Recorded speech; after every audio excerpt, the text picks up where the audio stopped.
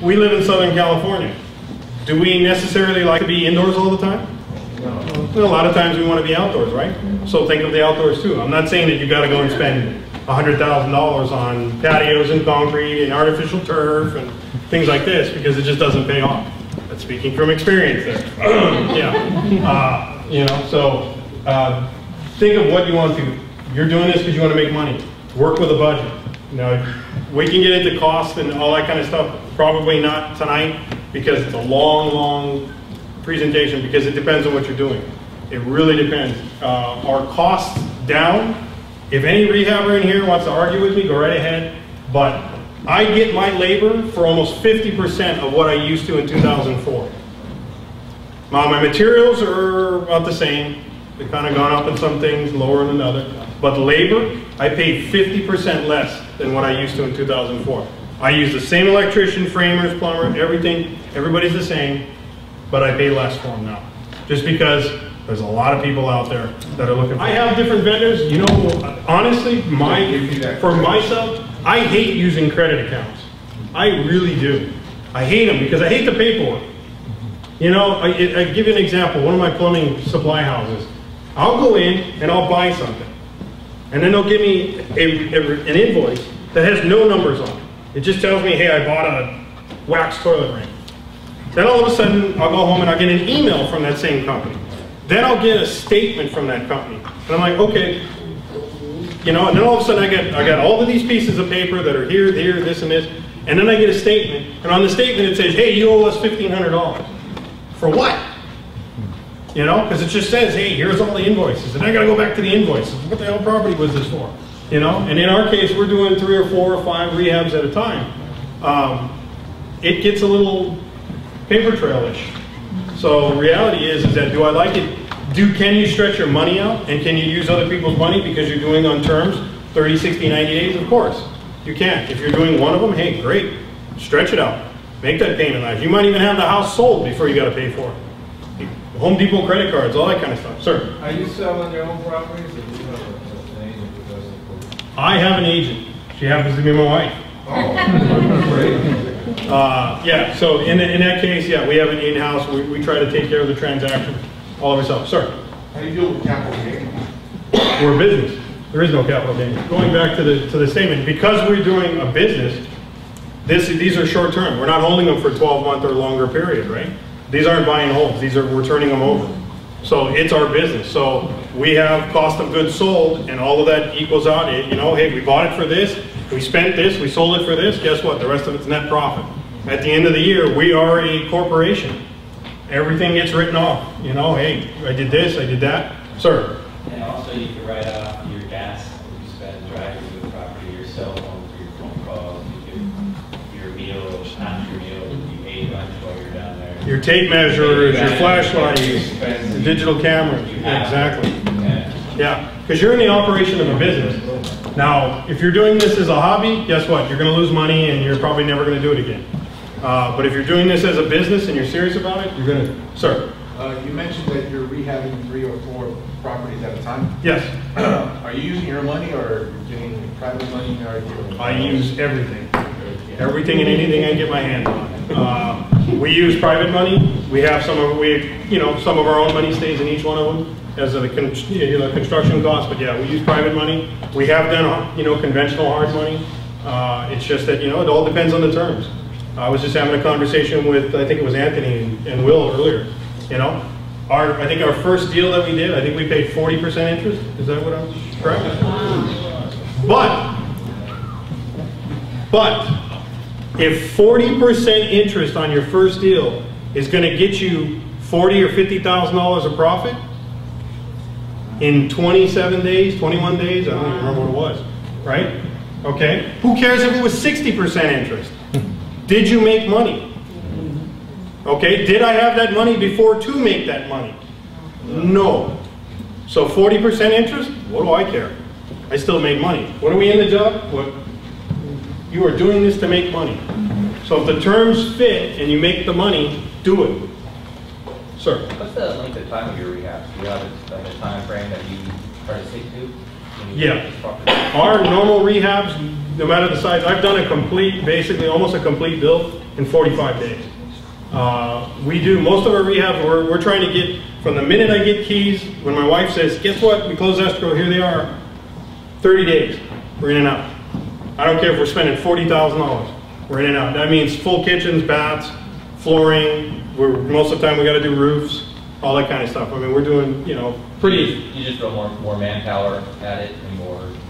No, I keep it pretty tight. You know, I want to keep a schedule moving. My electrician gets in. I mean, and because we have a crew that have been doing it for I have 2 people. Actually, I have no employees. That's really reality of it. I have 0 employees. I never have had employees. Never. I always have created a system that, hey, everybody is out around there. Hey, you do what you do what you do, everybody else. You give me your invoices and you guys do what you got to do. I just kind of oversee everything. Do I have to tell somebody how to do their job? No, they do their job.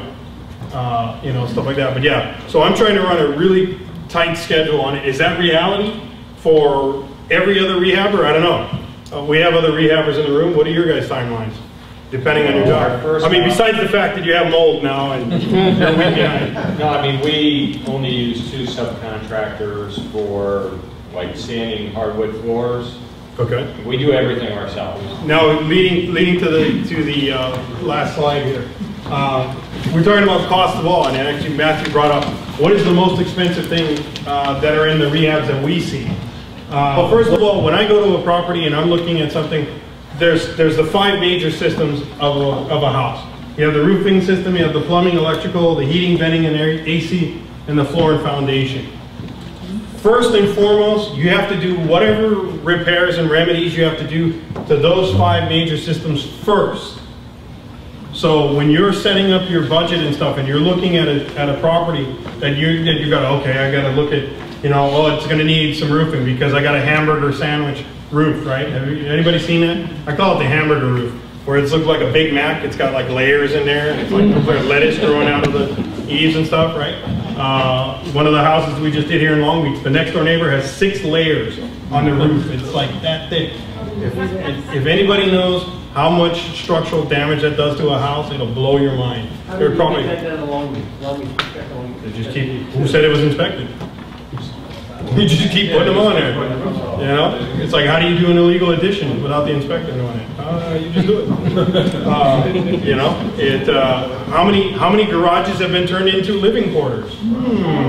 Every single one I seem to find. You know, they have the 4 bedrooms and the in-laws quarters. All right, just tore one out a little while ago. Full kitchen, bathroom, plumbing.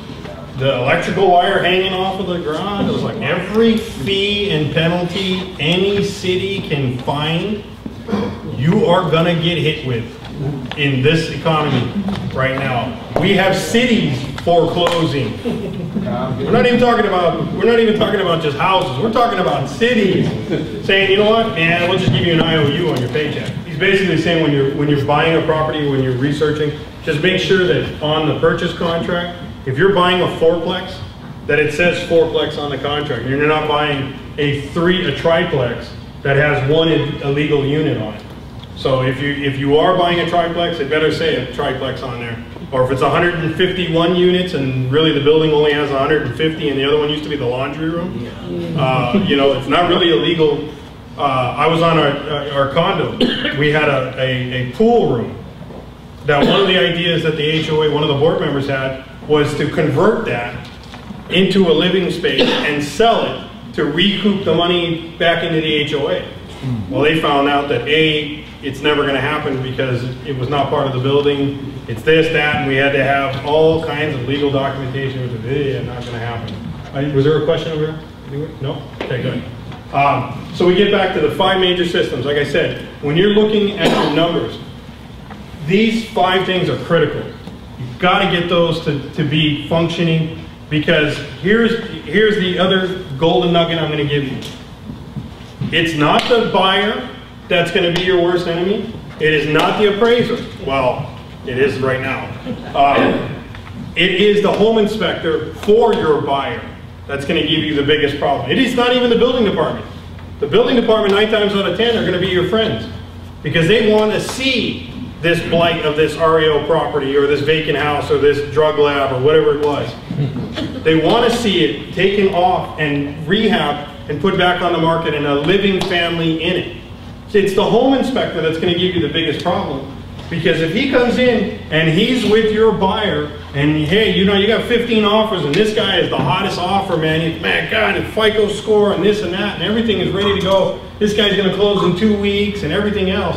And that home inspector comes in and he looks and he says, well, you know, it looks like you guys got some electrical wiring up in the attic that didn't, you know, it's got some rat showing through it, or, you know, it looks like you got some faulty wiring up in here and everything else. What is the first thing? Remember who's standing with that home inspector when they're going through the house. Your buyer. How many people have the home inspector spook their buyers? Anybody? Anybody? I mean, everybody that sold a house in here probably has had that happen to them. So that's what you really want to think of. You want to think of that home inspector. I tell all my guys that.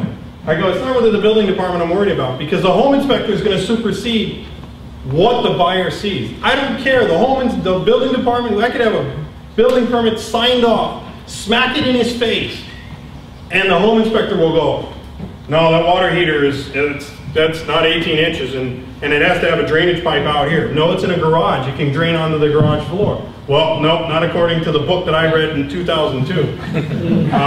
You know, and it wasn't even on plumbing. Okay, stop picking on the home inspector. Sir? Do you have any experience with lead pipe requiring copper repipe type situation? Galvanized pipe? I was just wondering, I guess that's what I mean. Okay. Yeah, what age do you start thinking about seriously preventively changing that? You know what, honestly, I've kept galvanized piping in a lot of houses. We really look at the condition of the pipe. I mean, a lot of times, if you see like corrosion and stuff like that, and the problem with galvanized pipe especially, you touch one thing over here and it starts leaking over there. Because it's a rigid system, it's connected. Guess what, you pull in a pipe over here and it's going to go right through the system. Now galvanized, one of the things that we'll try to do is maybe open up the end of a galvanized pipe and try to look at how much corrosion. It'll scare you, some of the stuff that I've shown people. I think I've shown some to Sati and some of the other people, how corroded. I've seen a 3/4 inch galvanized pipe down to almost where you couldn't fit a straw in it because of the corrosion in it. You know, that's the kind of thing, and hey, that's your drinking water. Ooh. Have you ever had to deal with major termite issues, like walls that have been completely destroyed by termites and things like that? That bathroom that I showed you with the floor, that was one of the issues. Termites had gotten in it because of the moisture and everything else. How do you handle that kind of thing when you got like some major structural issues or due to termites or major issues like that? Other than obviously killing the termites, but how do you handle something like that? A lot of times if we go in, we had a situation where we had a garage that the termites, obviously it looked like there were pretty much termite damage. I mean, we just have to go in and you have to just fight it. That's where that contingency comes in. Hopefully you can catch it with the inspection. If it's open walls, sometimes they'll have drywall on the walls because it's the in-laws quarter. Just to let you know, your garage was the in-laws quarters.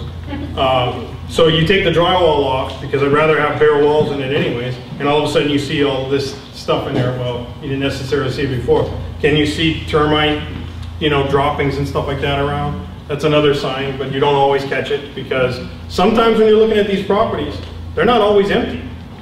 You got people living in them. Like I said, that one house, she was laying on the bed like, hey, hey, hey, you know, I'm like, okay, furniture and clothing everywhere. Yeah, it had fungus all over it, but so you can't necessarily see everything. But you try to, that's why we talk about contingencies. You try to kind of give yourself this room. Going back to the question, like, where do you put your money? I don't know. You think of, main thing I think of is, okay, goes right back to the statement. What's going on in your neighborhood? If you know that, hey, you know what, there's been 4 other houses sold in the last 6 months that all were rehab, guess what? Whatever agent you're working with, or if you are the agent, you should be able to go look back in those MLS files and see the pictures. Pictures are worth $1 million.